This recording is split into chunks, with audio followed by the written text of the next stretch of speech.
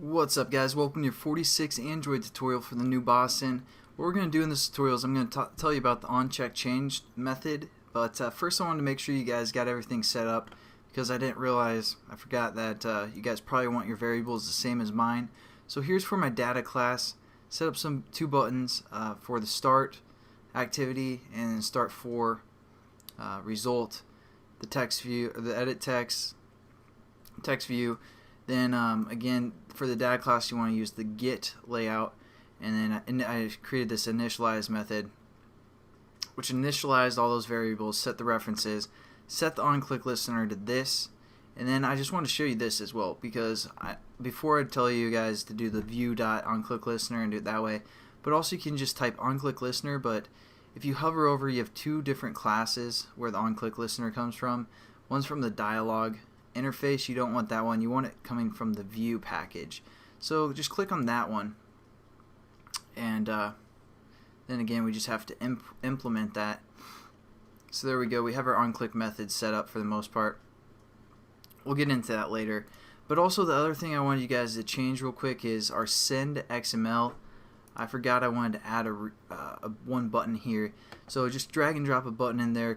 Let the text be return, and then the ID is button return right there. Nothing too new. You guys can again, set that up however, but I just wanted to show you guys how I set this up. And then I go into our open class, and again this is how I set it up. I had the two text view references, question and test, the button reference, return data, had the layout set to send, set up an initialize method again where I added those references, and just going to set up that set OnCheckedListener real quick. And again, this class is going to implement the OnCheckedListener.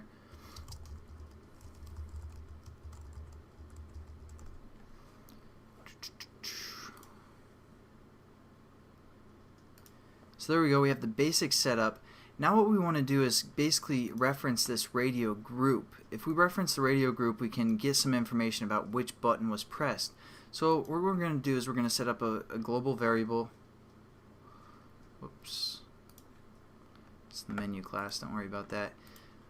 So what we're going to do is we're going to say within our initialized, or you guys, if you set up your variables here, just do it in the next line. But what we're going to say is radio group, that we can use within different methods. So radio group, and we're going to call this RG for radio group, or we'll say selection list, something like that. Make it a little bit more descriptive. So there we go. We have a radio group set up, and then go within your initialize method or wherever you guys are using, or whatever you guys are using for the most part. We're going to say selected or selection list, which is again a radio group. We're going to hit dot, and we're going to say set on, and then it gives you pretty much the preference that it's going to look for. Again, we could do like OnCheckedListener, but it's better to say OnCheckedChangeListener, because anytime one of those radio buttons within this radio group is clicked, it's going to call this method, basically the OnCheckedChangeListener. As you guys can see here, you can see within its parameters, it takes a variable type or object for the most part, OnCheckedChangeListener. So what we're going to do is we're going to implement the OnCheckedChangeListener, just like when we say set OnCheckedListener, it takes an onClick thing within it. We can implement two classes. So that's what I kind of wanted to show you guys.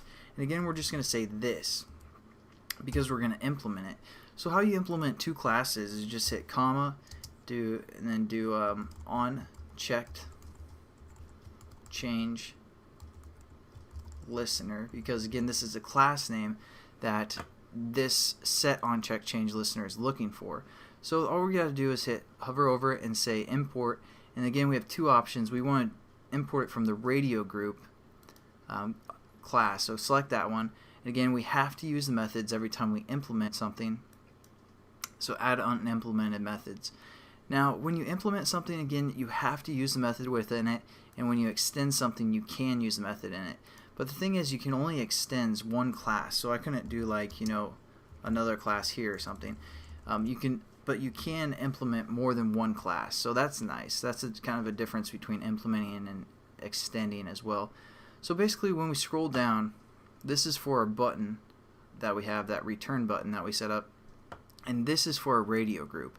And at any time one of those radio buttons is selected, it's going to tell us what group it's from, and also basically the ID of which button was selected. So we're going to go within here because, again, it gives us kind of the information about the radio group that was pressed or something changed within it. It's also going to tell us which button within that radio group was pressed. So what we're going to do is set up a switching case, kind of like we do anytime we have multiple things going on. And it's pretty simple. All we're going to do is say pass in the second argument called arg1, and this is going to give us pretty much the button that's pressed, or the ID of the button. So now what our cases are going to be is just the IDs of those buttons. So we're going to say case, and then r.id. R crazy. What was our top answer? Top one was crazy. And then we're going to just set this up for the most part. Copy and paste this twice because we had two buttons.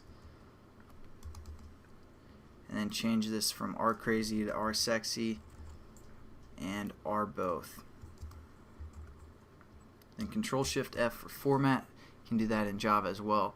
So again, it's giving us the ID of the button, and then if we're looking for this individual button, it's going to set that up. So there we go. We basically have our class set up for the most part. We'll break it down a little bit more in the next tutorial. So I'll catch you guys then, and hope you have a good day.